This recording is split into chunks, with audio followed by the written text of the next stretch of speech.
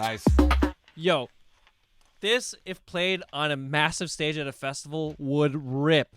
People would go. I can just like visualize, so, someone just ripping this at a festival with thousands of people just losing their shit. This is Yeah. A+. A+. Don't you? You love that, don't you? Don't you? Don't you? Don't you? You love that, don't you? Oh shit! Oh man, I love this. The whole record, she's like, "You love it, don't you?" Yeah, I love it. Really, really nice. I'm gonna share this with Brita and with the island, but this is definitely, yeah. I'd sign this. Terrell, And it started out in the beginning as well, having a really, really solid kick like this, and having that much space between the kick and the hats and the verb that's over there. It's basically that creates already the setting and the mood, and then an amazing vocal on top. You don't need much more, because it's every sound that you add should be as solid as the one before. So if you do feel that somewhere your mix is not on point in a track, or you feel that there's too much happening or whatever, go through every single sound and actually feel like, if you compare it to references or whatever, if it actually has the body and the presence that you would expect or that you have from the other sounds, put it there.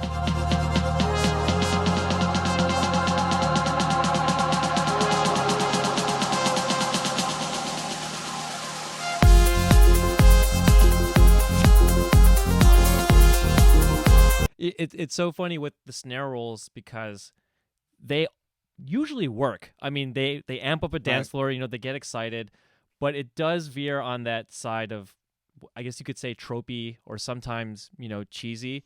I would say at the same time, anyone who's using this Pioneer FX controller from SAO Plex to who name it, I see them doing it all the time, and it works, like you say, But I think if you do it, then spend a lot of time on the snares to make sure that it's a rare snare, that it's processed in a really, really unique way, and that element in itself jumps out of the mix in a really unique way, instead of just, it's a snare roll and it does its trick or something, like I would be. And then it felt like it just kind of like fell apart, like right around here.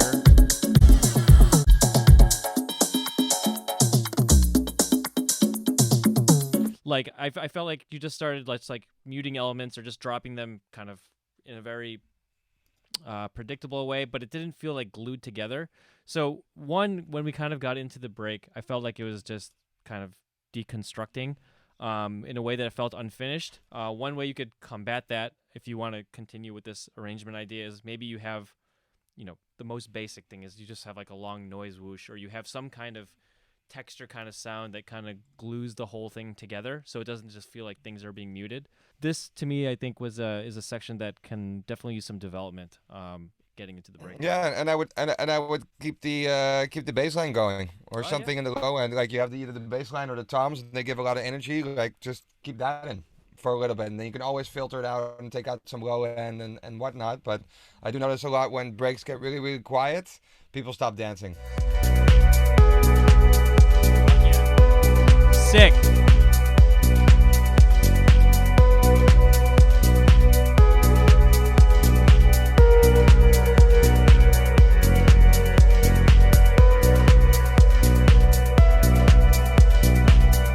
I think you can take out a little bit of sub. I know you don't get into the mix stuff, but I listen to mix a lot, so I would remove a little bit of subbiness from the bass line, but I really like that. The melody, I think it could improve a little bit.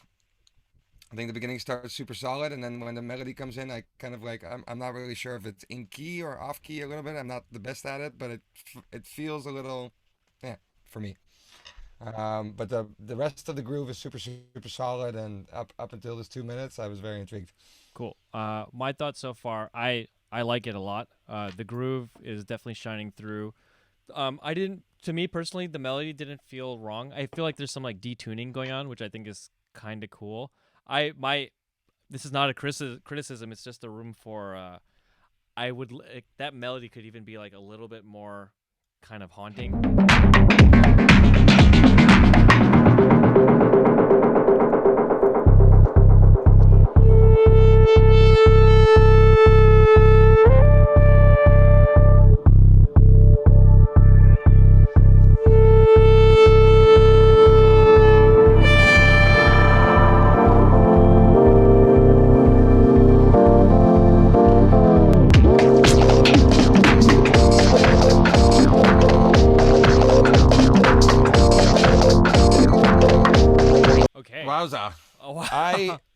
I love the quirky saxophone, sort of drunk saxophone. What I was hoping, or what I was expecting, maybe like around 120 or 130 or whatever, that because I really like the sort of muffled, filtered down, mangled, sort of old, almost like Cassius kind of sound that it is.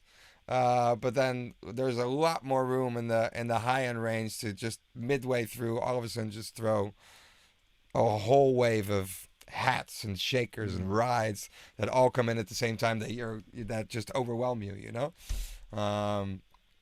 Because I love this as a base, so to speak. Ooh, that's really nice right there. I get that. Yeah.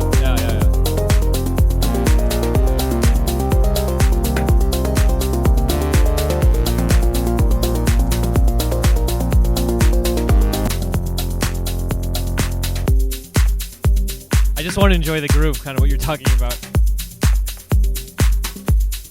I like this part. The Yeah, last me too. Little bit. Yeah.